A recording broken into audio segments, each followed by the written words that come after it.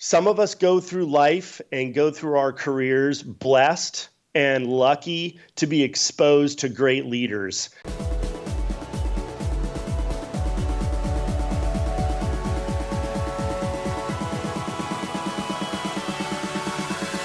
Hello, Sales Nation, and welcome to today's episode of the Salesman podcast. On today's show, we have Ralph Barsi. He is an absolute legend. I really enjoyed this conversation, and we're talking about motivation.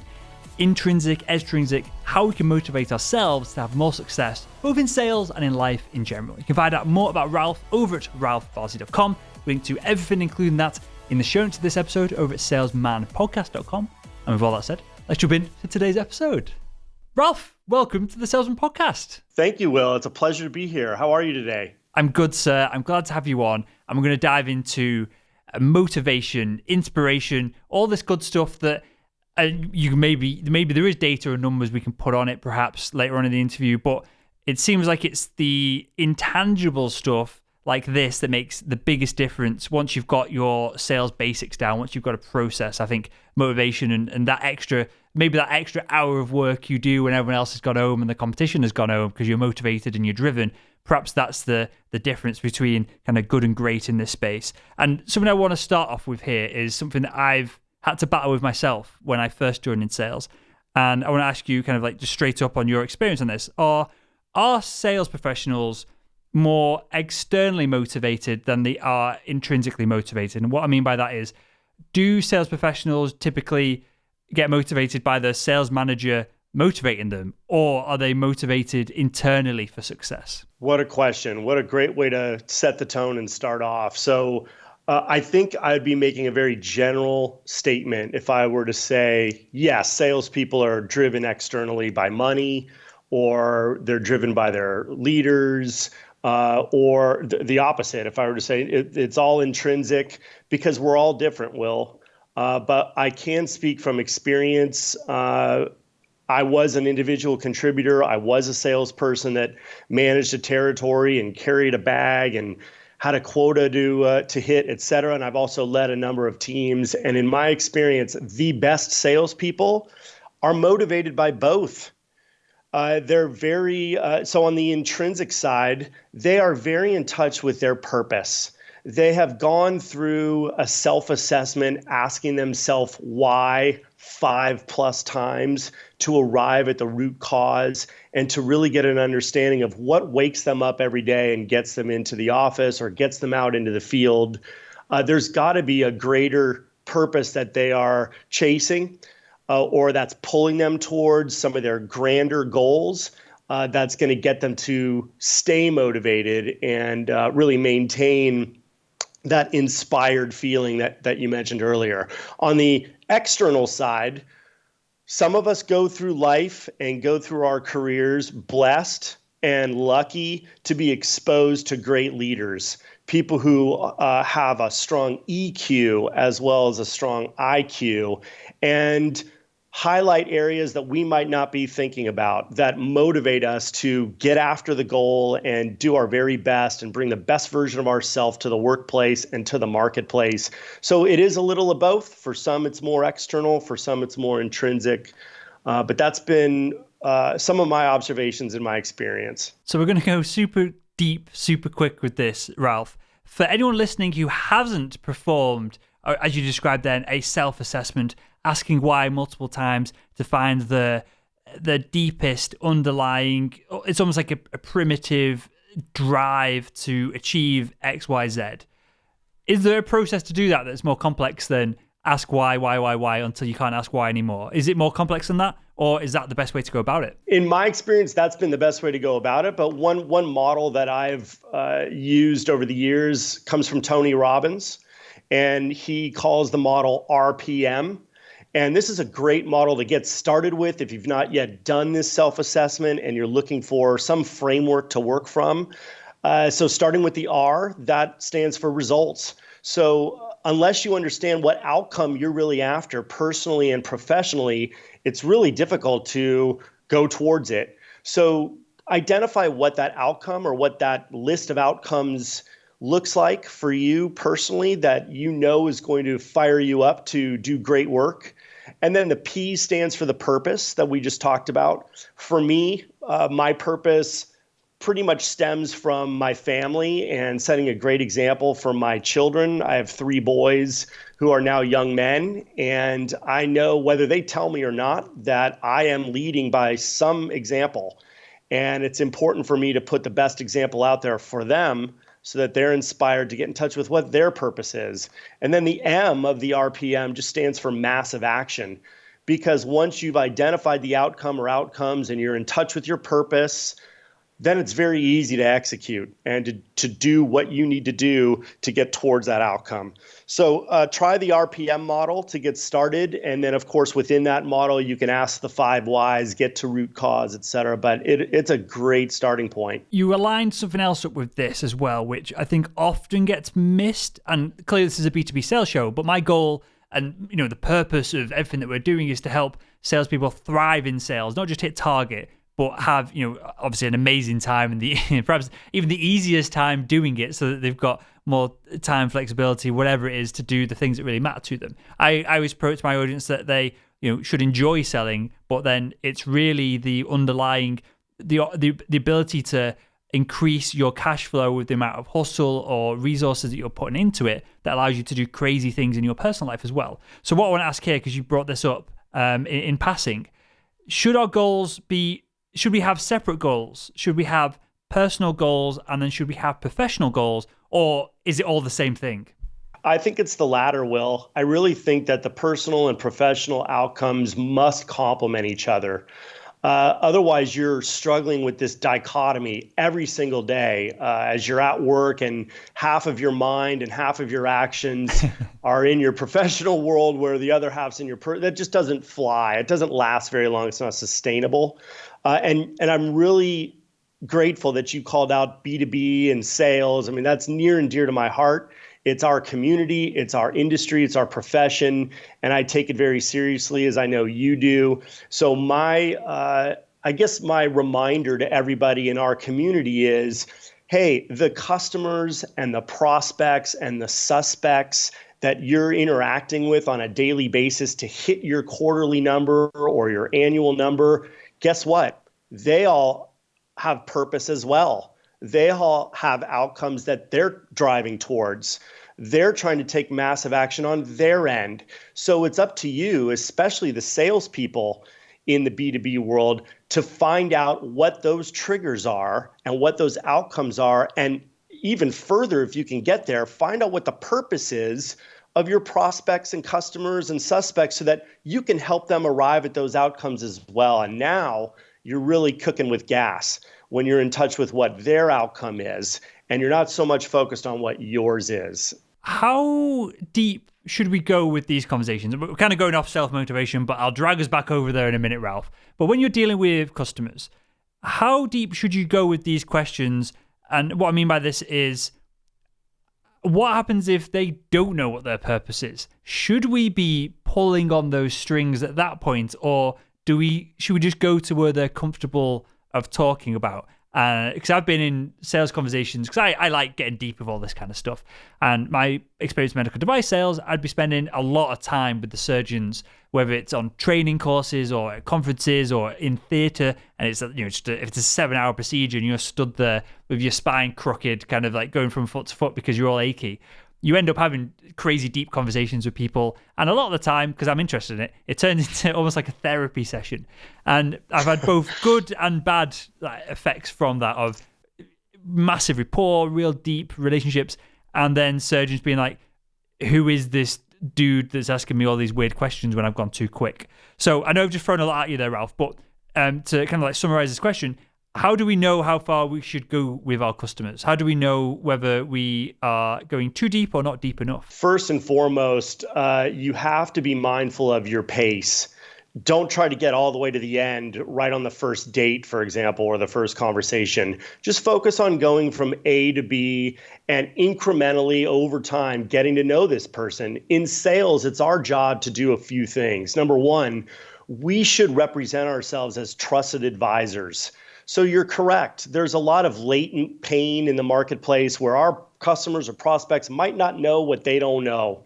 They don't even know there is pain yet. So it is our job to tease that out and talk to them about potential critical business issues that the prospects are dealing with today and show them a lighted path towards resolution.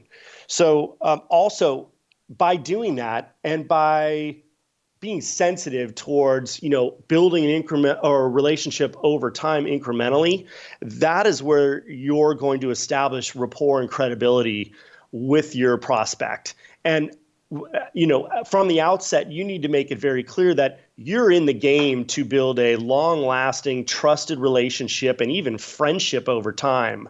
Because the best salespeople also rely on those relationships to get great referrals so that they can build even more relationships. And that's just how the ecosystem works. But if you come blasting in and, Will, I want to get super personal with you now and find out what outcomes you're after personally and professionally, I'm moving too fast. I've not yet earned the right to ask those questions. So it's really important that salespeople stay cognizant of that. And again, are sensitive towards, let's slow down and let's work one issue at a time. And then over time, you're going to, hopefully get that prospect to open the kimono, if you will, and you'll gain a new friend and a great new relationship in the process. I like the word you use then of earning the relationship or the referral or whatever it is versus, there's obviously a subsection of sales, not necessarily B2B or it's small value B2B, where it's crazy amounts of cold calling with a script, which pushes you down weird questions to almost manipulate and influence someone to open up before they're ready. And it all gets a little bit squirrely when I've been on the other end of that, when Sales Nation test out their pictures on me, which I invite them to over both email and on a Friday morning. I have loads of Sales Nation ring me up and pitch me on their products, and I give them not feedback on perhaps what's right or wrong, but on whether it makes me feel good or bad. I don't want to kind of go too far on the lines of trying to give advice if I don't feel qualified to do that. But you know what I mean? I can, if someone pitches me and it makes me go, step back away from the microphone and go, maybe email me a little bit more information first before you shove your pitch down my throat. It's always interesting. So I like the way you learned there. I just wanted to pick up on that. So going back to self-motivation for a second, what do you say if you have, and I don't know what percentage within a sales team this will be, but it'll be at least a few, and age might come into this, less so kind of how old you are, but how many responsibilities you have, I think might tie into this. But what do you say to the sales rep who goes, I'm only motivated by money, I'm only here to close deals and take away commission, that's all I care about? What's good or bad, or what do we need to change if any of the audience have that mindset about sales right now? Well, I would be slow to judge them, number one, because I don't know their story. However, I would challenge them to visualize having all the money that they are aiming to get. And once they've got all the money in their bank account, what are they going to do with it? Why is it that they want this money? There must be a deeper meaning behind the money. So, for example, maybe they want to start a charity, or maybe they want to care for ailing family members, or they want to get married or buy a house or whatever it is. There's got to be a deeper purpose that's behind the money. Maybe they just want to buy a private jet or build businesses or fly around the world. Whatever it is, that's what I try to influence them to arrive at. And then we really have an understanding of what their trigger or what their purpose is. And it's important for leaders of sales reps to get as close to that as possible with their reps, because those reps will go through waves like all of us humans go through. And they're going to go through some dark times. They might have a bad afternoon, or they might have a rough patch that lasts a couple weeks or even a couple months. And that's when the leader can remind that salesperson of what that deeper purpose is behind the money.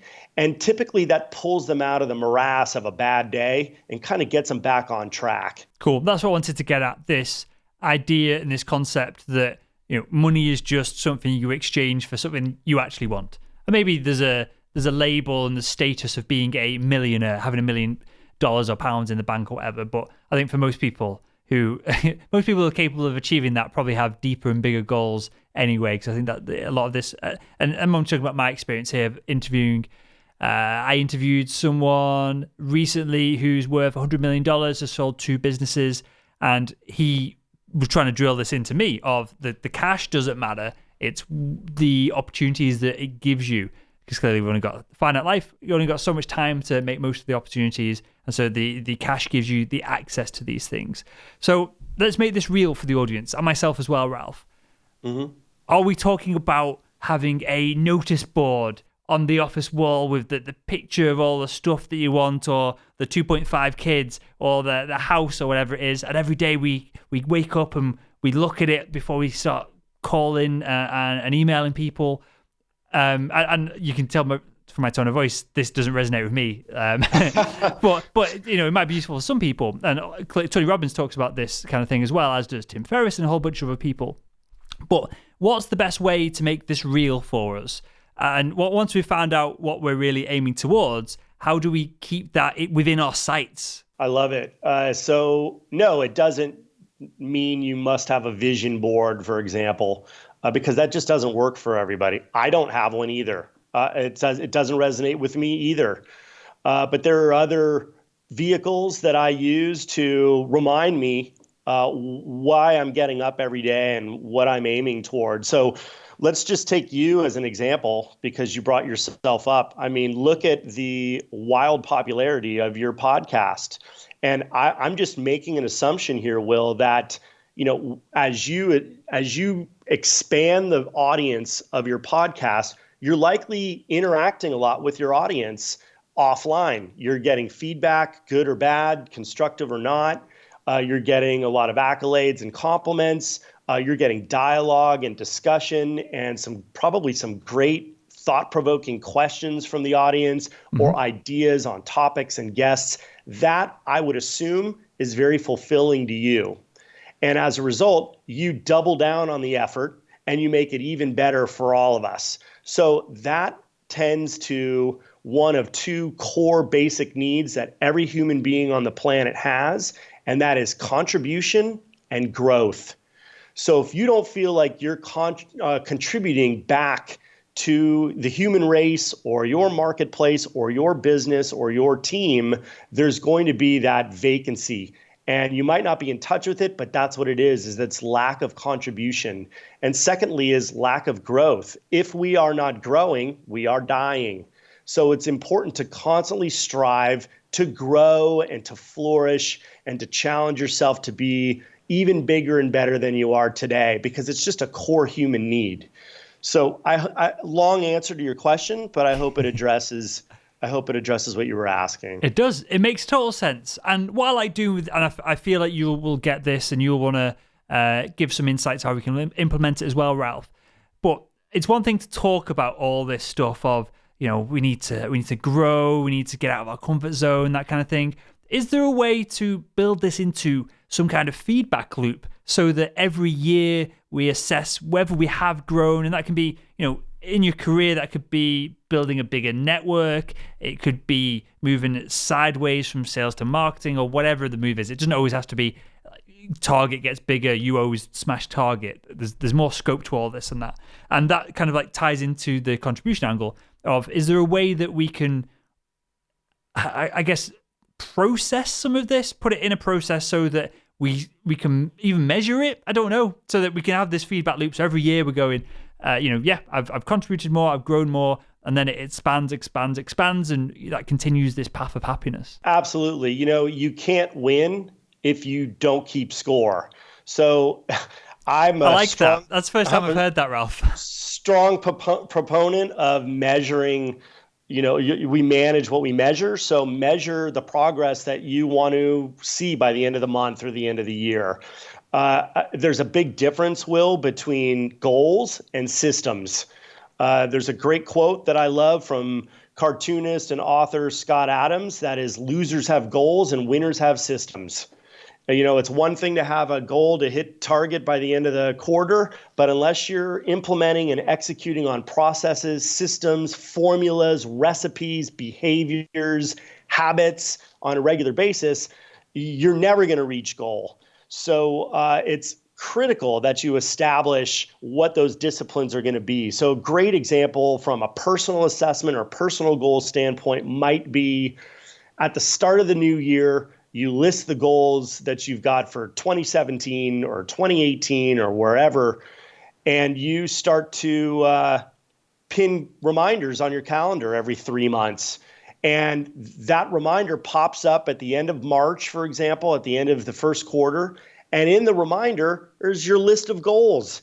And you want to measure if you're taking things from X to Y in that given time frame, and what dials you need to turn, or what you might need to recalibrate on that path towards the goal in order to get there. That's just a simple example of how, on a personal basis, you can assess how well you're doing against the goals you set at the beginning of the new year. And it applies to sales, and it applies to life and business, and pretty much anything you want to apply it to. You've got to establish a discipline and a system to get to where you're going. How do we apply this to slightly more intangible things, such as, so I don't have kids or anything like that, but part of my life goal, and I've talked about this on the show before, is I want to, with the show's success, and I'm talking 5-6 years into the future, perhaps, I want to be able to semi-retire. So have enough coming in a month to pay kind of a mortgage, food bills, that kind of thing.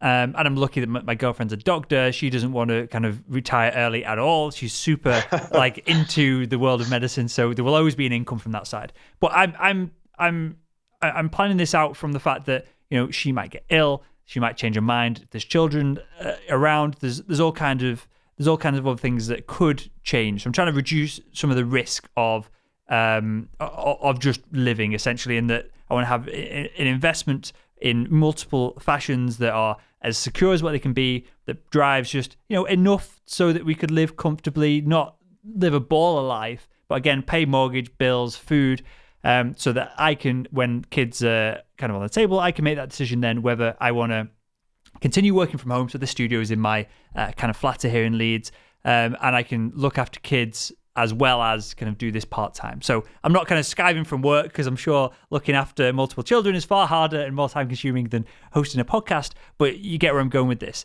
This idea, there's a financial number that I want to hit to be able to make this happen, but the number's less motivating to me than the opportunity of having all these options in front of me. How do I, and this will relate to the audience as well, but how do I make that intangible, reducing risk in my life, giving myself more opportunity by this financial goal? How do I tie something that can go in my diary every month to keep me motivated over the longer term to push towards that? Do you get what I'm saying? I could use that financial number, be it like $1 million, $2 million, $600,000, whatever it is, but that wouldn't motivate me over the long term. It's the other stuff associated with it.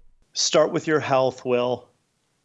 Because you can't build this stack of firewood. You can't create multiple streams of income. You can't ensure a sound and calm retirement unless you're healthy. There's a great quote from the song Dust in the Wind by Kansas from the 70s that says, with all your money won't another minute buy. So we all have time that we're racing against, and we have to be healthy to sustain ourselves through this journey.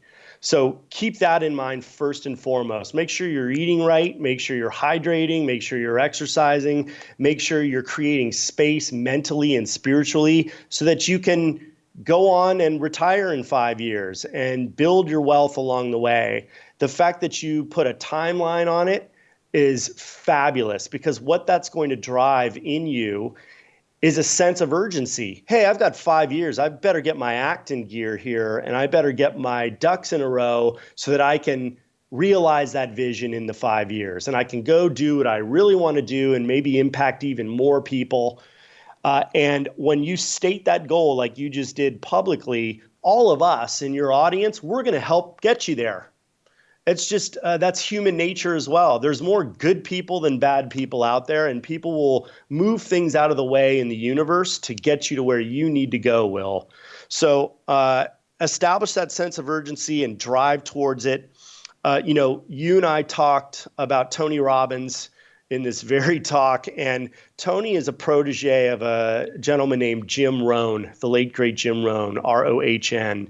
And one of Jim's famous quotes is, "Your success is not dependent on the economy as much as it is on your philosophy." So I hate to break it to you, but the economy is not sustainable in the short term. It's likely going to crash, as we all know. So we really can't stack all our eggs in that one basket. And back to Tony Robbins, he just published another book called Unshakable that helps you see your way through the rough times of the economy, establish multiple streams of income, diversify, all that stuff. So I would highly recommend people listening and watching get that book and start to build that stack of firewood so that you can make it through the storm when it does hit, because it's inevitable, Will. It's going to hit. But those are some things I would highlight and make sure you're paying attention to if you do want to attain a goal in a short term or even long term, or if you want to retire in 5 years and eventually have children or start a family or help other families, whatever it may be. It's all relative. There's some complexities and complications that you're going to face throughout the process. So just make sure that you're healthy mentally, spiritually, physically, so that you can get through it. For sure. And I think you've touched on something here that perhaps if I hadn't have opened up and shared that, we wouldn't have got to. But do we all have our priorities wrong? Is it as simple as that? Should our priorities be our health and then the health of our, immediate family and then our friends as well? Is it as simple as that? Can we almost dumb it down to this really enlightened kind of point that, as you described, there's no point in having the Nissan GTR. There's no point in having all this other stuff if you're super ill and you've only got 6 months to enjoy it. I really do think you can boil it down to the most basic components, and that is health and happiness first and foremost, and then you go from there into finances and contributing back to society, etc. Gary Player, famous golfer on the PGA Tour, once said that if you're not physically fit, you're not mentally fit. And I think there's a lot of merit to what he says, that you got to take care of yourself first in order to give all of us the best version of yourself. For sure, I get this. And the reason I ask that is I get a lot of Sales Nation emailing me, sales questions and things like that. But then the one thing that follows up very quickly is I hate my job. The next thing that follows up is the job's great, but it's crazy stressful, and I'm feeling the effects of fatigue and prolonged stress from this. And a lot of the time, they're asking. My answer is, as we're talking about Tony Robbins, is to read "Awaken the Giant Within." I think this documents the process of getting your priorities right better than any other book or resource that I've ever read, and it helped me come to terms that I wanted to start a show and reach a bigger audience than what I could contribute in my previous medical device sales role. It was a big kick in the arse for me to change up things when I read it, a number of years ago. So my response is always that, because I'm not qualified to be diving into stress or kind of health issues with anyone over email, clearly. But I just wanted to bring that up because is this something that you see, within the world of sales leadership that we should be spending more time on, people aren't spending enough time on, that it isn't a conversation that happens in sales? It seems that almost when you jump into sales, you're allowing yourself to be stressed out crazily for a number of years, and it's an accepted part of the deal. Yeah, it's a tough gig, isn't it? So, sales people are driven by quarters. They measure their life and of their career over, how did I do that quarter, and how am I going to do this quarter, and that's inherently stressful. And let me stop you, Ralph. Does it have to be inherently stressful? Is stress so you got positive stress of I need an occasional kick in the arse to get content out and do stuff like this, and a little notification in my calendar gives me that little bit of I don't know what neurochemical is hitting me, but it's like, oh crap, I need to get this done before this deadline. So you got a little bit of positive stress there. I'm talking more about I've got to deal with this customer, and then my boss is on my back, and then this, and I've not seen my wife or partner. No, it doesn't have to be stressful, but I think what causes stress is trying to meet other people's motives and other people's goals that you're not finely tuned to. And that causes stress. And stress is a code word for fear. So I think it's really important to establish a plan. And I always talk about, you've got to plan your work and work your plan.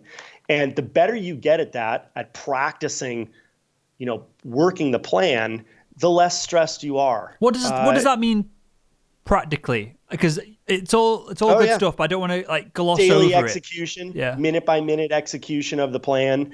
So if I'm a sales rep and I have a quota to hit by the end of this quarter, and let's just say it's, let's say I'm a sales development rep and I'm supposed to book 30 meetings this quarter, 10 meetings a month.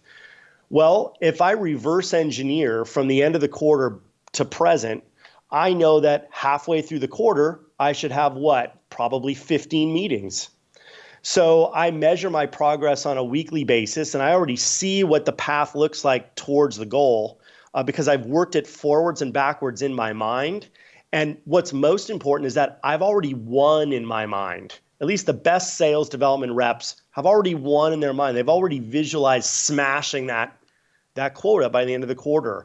And they see it on paper. And maybe that is something that you cut out and pin up, in your cubicle, or you tape it to your laptop, or you have it come up on your phone every 2 hours. But you're constantly looking at the number and making sure that you're executing on the right steps towards that number, and you're doing regular assessments to measure your progress. Same applies to life. To life goals and to business goals. And another fabulous quote from Dr. Stephen Covey, who wrote 7 Habits of Highly Effective People, is that frustration is a function of our expectations. So maybe part of that assessment is to assess what your expectations are. If you're either anticipating a stressful, crazy quarter, and that's a good thing, I think, so that when it does get stressful and crazy, you've already prepared for it. And suddenly it's a little easier to get through those stressful times. But if your expectations tell you that you're not expecting things to derail in the quarter or the year or in life, then you're going to have a really hard time, and you're going to have an uphill climb to battle with on a regular basis. And you're going to wonder why you're so frustrated. And it's because you didn't represent your expectations accurately enough from the outset.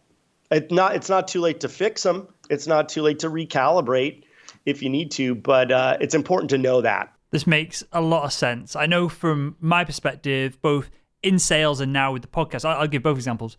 In sales, I had whatever the target was, a couple of million pounds, whatever it was, and I would do what you described, essentially cut it out on a piece of paper, stick it to the front of my laptop, and then every time I open my laptop, I'd be not even consciously doing it, maybe unconsciously, auditing myself, my activities of, am I moving towards this, or am I, as you described before, going and helping other people with their goals internally, which obviously is important if you want to be known within your organization and you want to progress perhaps up the ladder. There's value to that. But a lot of the time, I was just doing stuff that someone else didn't want to do. They couldn't be bothered, so they passed it on to me as the kind of sales account manager at the bottom of the sales leadership ladder, if that makes sense. They delegated. We've got this. I've got this report that I need to do. I'll give it to.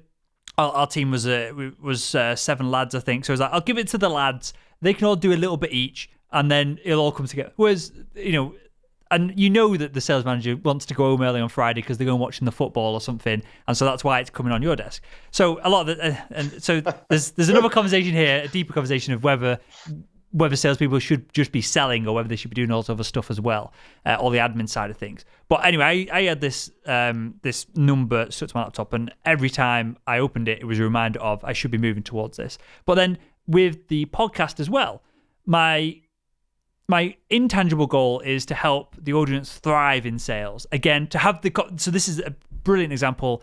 We've talked about strategies that will help the audience hit target today. We've also hopefully unhinged a couple of cans of worms of stress, of priorities, of all these other kind of things as well, that the audience will, again, not just help them hit target, but will help them thrive. But then the more tangible goal I've got is to hit a million downloads a month. And we're at 500,000 as of last month. So that's my kind of tangible goal. So now that is stuck on a Post-it note to my monitor here in the office. So every time I open an email and it's an opportunity, I always kind of refocus of, is that an opportunity that's going to help me hit that specific target? And I can only have one target because otherwise I just go all over the place and don't get anything done. I don't know whether it's probably just my personality. I don't think that represents everybody. I think some people can focus on multiple kind of like pathways. But I know for me, if I have anything other than one goal, I just never get anything done whatsoever. Keep it simple and timely and measurable. I think the acronym is SMART. Make it a SMART goal.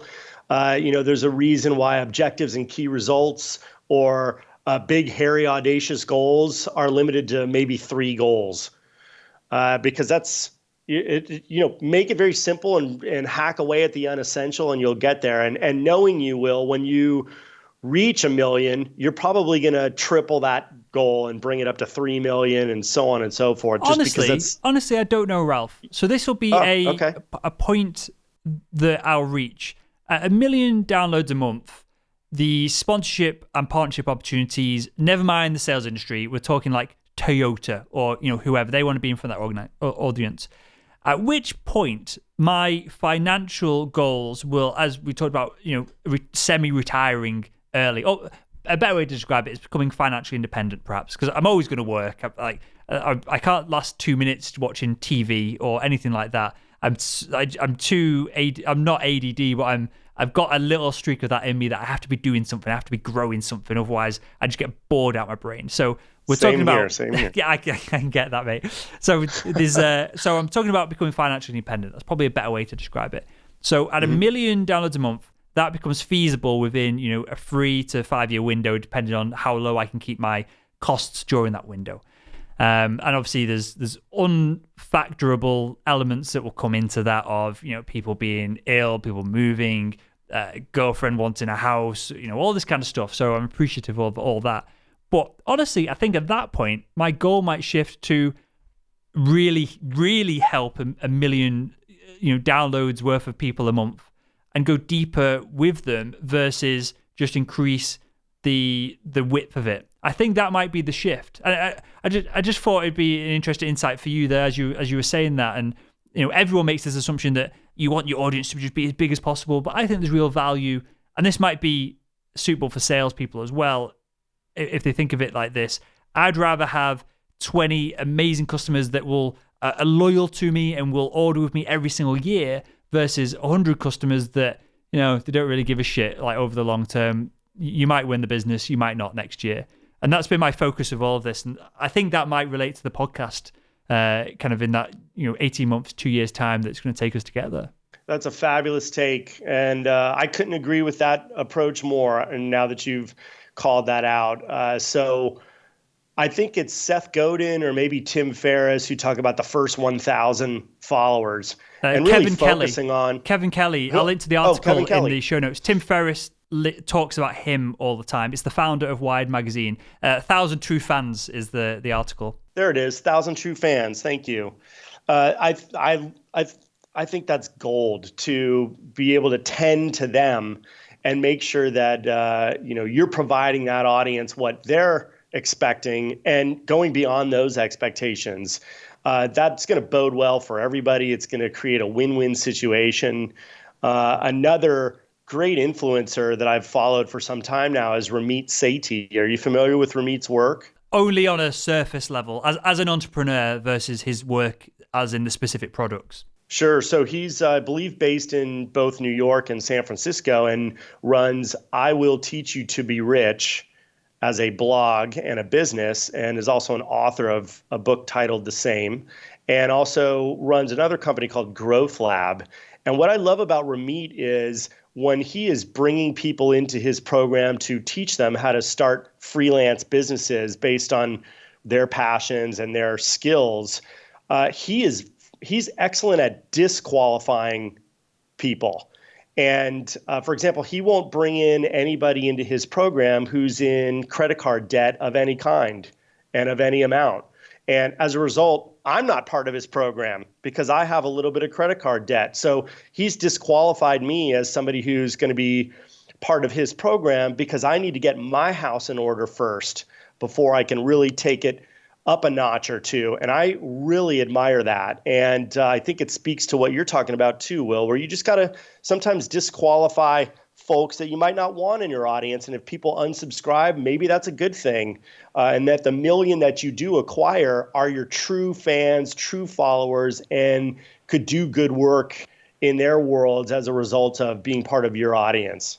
For sure. And I think organically, and you mentioned a couple of people that I look up to within this conversation of the Tim Ferriss, the Tony Robbins, people of that nature.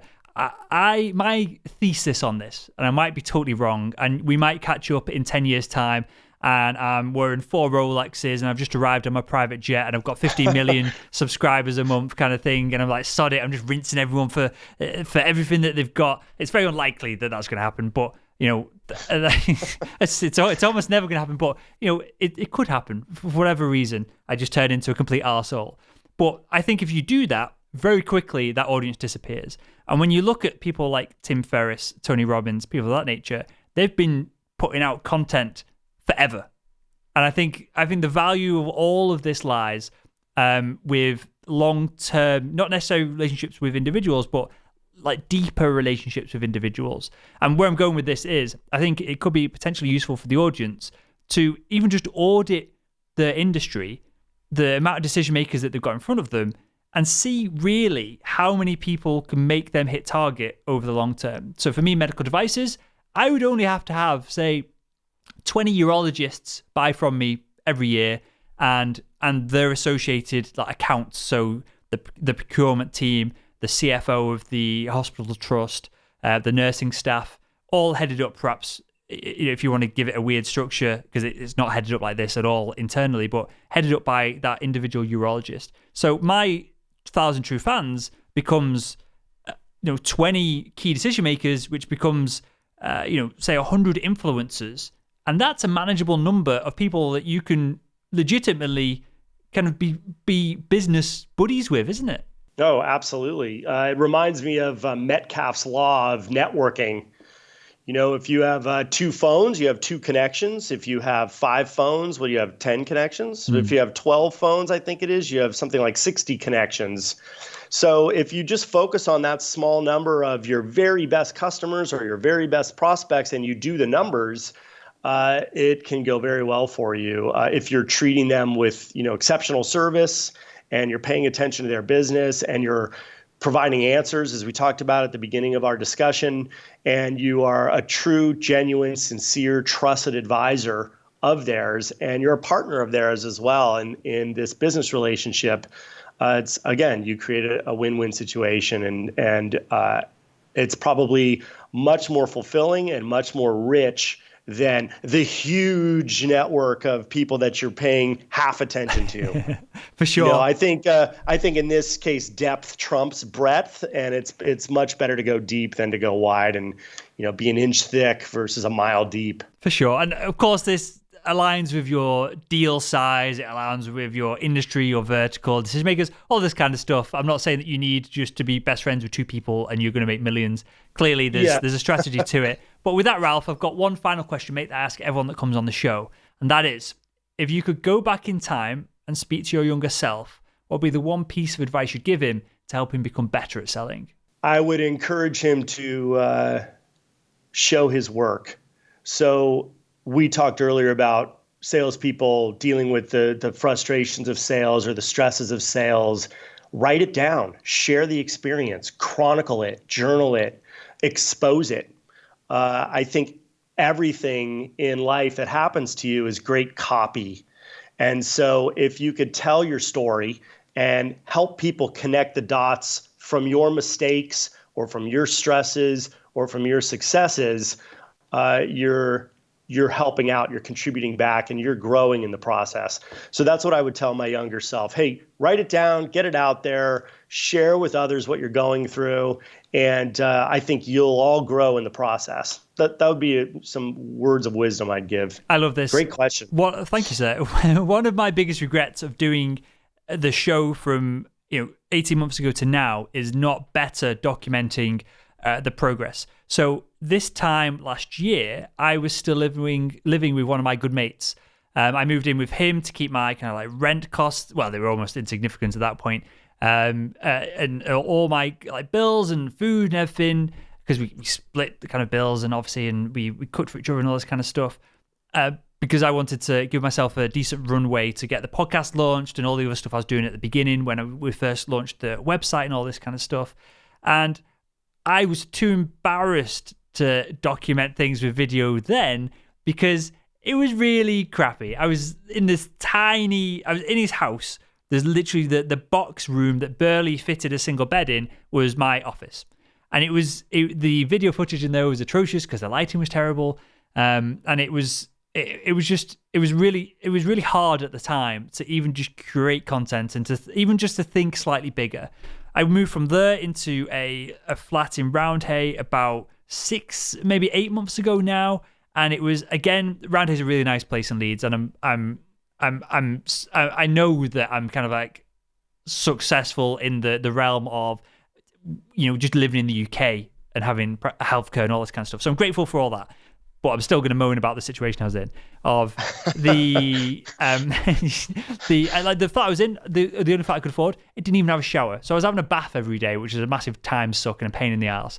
And now I've moved into, about 4 months ago, I moved into this place that has a massive office, and we can talk about this when we hang up, when we wrap up here in a second, Ralph. But I'm just about to do essentially 2, maybe even 3 six-figure deals with the biggest companies within the sales industry. And one of these deals is doubling up on this studio. It's going to have, I think it'll be up by the time this show comes out, so I'm not ruining any surprises. There's going to be an amazing video wall behind us. It's essentially going to be a proper TV studio, but here in my flat. And this has all come about from 6 months ago.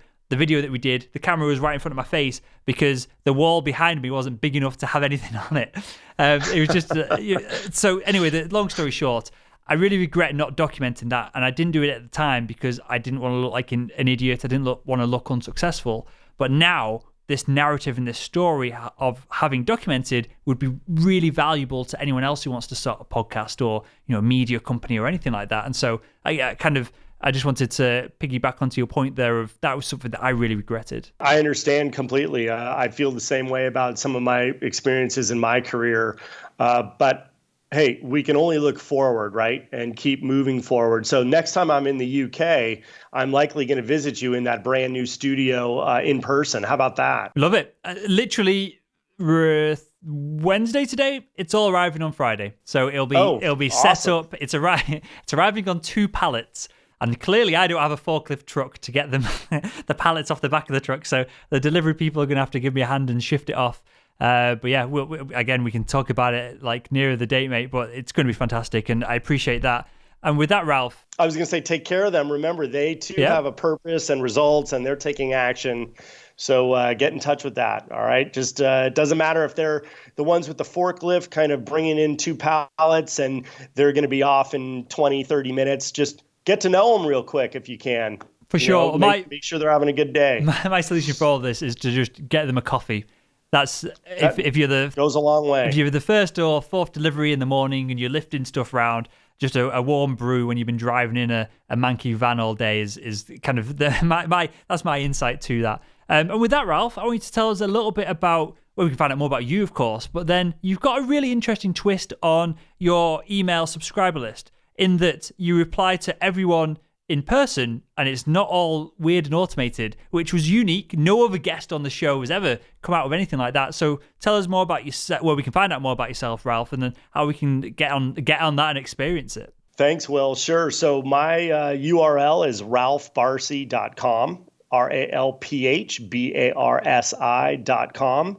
And right on the homepage, click subscribe, and I will share with you a bevy of content that I've produced on sales and management and leadership over the course of several years for free.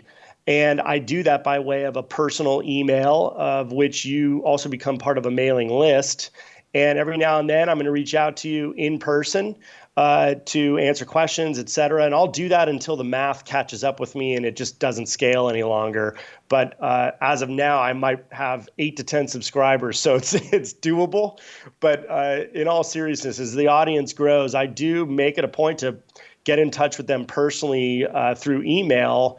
And I keep it real. I try to avoid automation at all costs. I'm not a huge fan of it. I think we steer far away from personalization and customization, and I want to keep it as real as possible as long as I can. Amazing stuff. Well, we'll link to that in the show notes of this episode as well over at salesmanpodcast.com. With that, Ralph, I want to thank you for your time. I want to thank you for going deep, and we kind of gone back and forth and in one rabbit hole and into the next. We started talking about, priorities and motivation and self-motivation, and I don't know where we ended up, but it was an awesome show. I appreciate the insights and the time, and I want to thank you for joining us on the Salesman Podcast. Cheers. Thank you so much, Will.